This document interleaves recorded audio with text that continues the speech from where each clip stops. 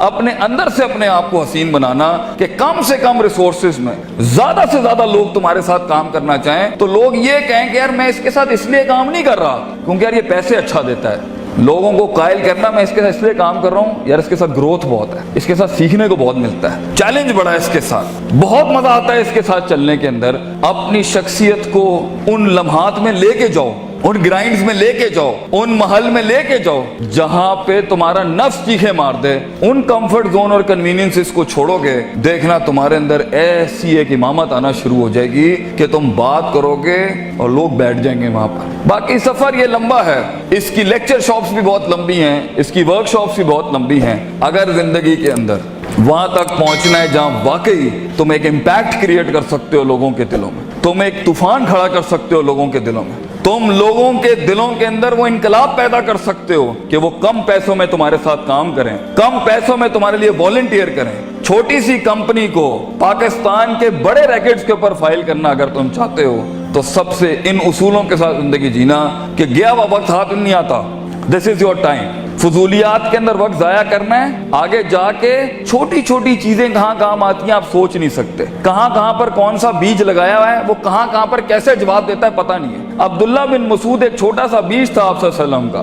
آپ نے ایک دفعہ دودھ مانگا ان سے رضی اللہ تعالیٰ عنہ تو انہوں نے دودھ نہیں دیا. انہوں نے کہا میں مالک سے پوچھے بغیر نہیں دوں گا. چھوٹا سا بیج تھا, ابو بکر کے ساتھ جا رہے تھے, چھوٹی سی انویسٹمنٹ کی, آگے جا کے عبداللہ بن مسعود کتنا بڑا عالم دین, کتنا بڑا فقہ کا امام اور پھر گورنر بنے. تو اپنی زندگی میں یہ چھوٹی چھوٹی انویسٹمنٹس کرتا رہے اور فوکس رکھے اپنی منزل کے اوپر, اپنے دشمنوں کو اینالائز کرے. وہ زندگی جس میں بالکل ہی کوئی دشمن نہیں ہے یہ بھی کوئی زندگی ہے. اس کا مطلب ہے تیرے کلیجے نے چیلنج نہیں کیا کسی کو. اور اگر وہ زندگی جس میں ہر بوئے تو ہوتے ہی دشمن ہے بھی میرے خیال میں ڈنگر زندگی ہے, یہ اندر بھی کوئی فائدہ نہیں ہے گا. ہر جگہ ہی تو عجیب تیری شخصیت ہے کہ لوگ تجھ سے چڑ کھا جاتے ہیں. زندگی وہ ہے جہاں دشمنیاں بھی ہوتی ہیں, دوست بھی ہوتی ہیں اور اینڈ میں دشمن بھی. ورائتا نا سید خلون فی دین اللہ افواجا, تیری فوج کا حصہ بنتا ہے دشمن بھی. زندگی وہ ہوتی ہے کہ جہاں تیری جیت کے اوپر بھی تیرا دشمن کہے یار کیا اس پٹھے کا بندہ تھا جیتنا یہاں پر. اور زندگی وہ ہوتی ہے جس میں دشمن تجھے ہرانے کے بعد بھی کہے بندے کو تو میں نے گرا دیا ہے لیکن جیت وہی ڈیزرو کرتا تھا, پٹھا وہی مضبوط تھا. اتنا کہتے ہیں اپنے دشمنوں کو اتنا ہارڈ ٹائم دے کہ ان کی کلیجوں سے چیخ نکل جائے کہ ہم نے واقعی کوئی شیر یا شیر سے ہارے ہیں یا شیر کو ہرایا ہے. دونوں حالت کے اندر شیر کی تعظیم ہوتی ہے, بندے کی تعظیم نہیں ہوتی.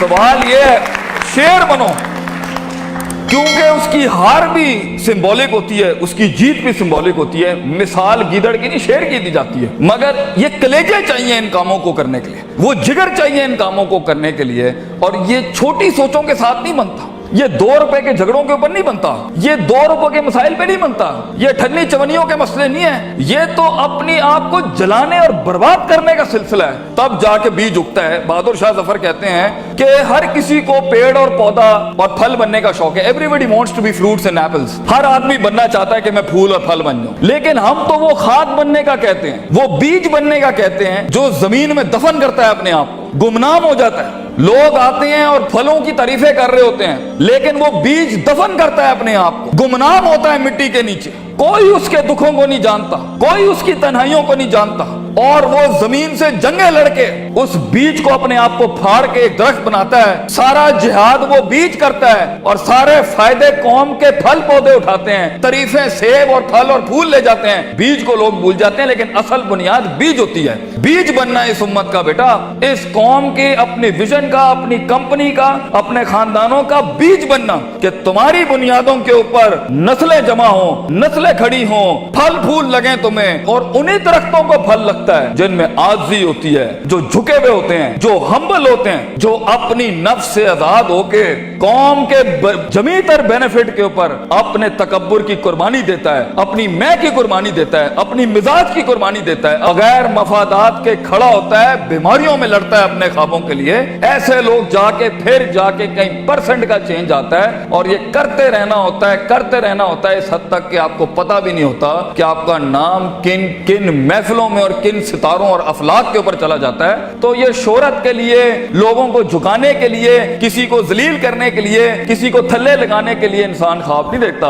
امپاورمنٹس ہوتی ہیں جب انسان کام کرتا ہے اپنی نفس سے آزاد ہو کے. جو انسان کام کرتا ہے لوگوں کے لیے کام کرتا ہے اور اپنے لیے بھی کرتا ہے, لیکن اس میں آپ کو علمی مسل بھی چاہیے اور اس میں آپ کو عملی مسل بھی چاہیے, اس میں آپ کو نیت بھی چاہیے, ارادہ بھی چاہیے, قصد بھی چاہیے, نتیجہ بھی چاہیے, محاسبہ بھی چاہیے, علم بھی چاہیے, یقین بھی چاہیے, صبر بھی چاہیے, دوام بھی چاہیے, سیاست بھی چاہیے. اس لیے اگر آپ اس کے اوپر آج کام کرنا نہیں شروع کریں گے, کوئی مسئلہ نہیں ہے, 20-15 سالوں کے بعد جہاں بھی زندگی کھڑی ہوگی نا, وہ فیصلہ آپ کا ہوگا. جو بھی انسان کچھ ہے نا, اللہ پر بلیم نہیں کرنا. ظہر الفساد فی البر والبحر بما کسبت ایدی الناس. انسان کی زندگی جہاں بھی کھڑی ہے وہ اس کا کیا ہے. کئی سنی بات میں کوئی غلطی ہوگی تو ساری میری تھی. کوئی حق اگر ہم نے قوم کے لیے بیان کیا وہ قوم کا تھا. اللہ تعالیٰ آپ کو ایک مایہ ناز زندگی عطا فرمائے, ایک کامیاب لیڈر بنائے. وآخر دعوانا ان الحمدللہ رب العالمین. جزاکم اللہ خیر. السلام علیکم.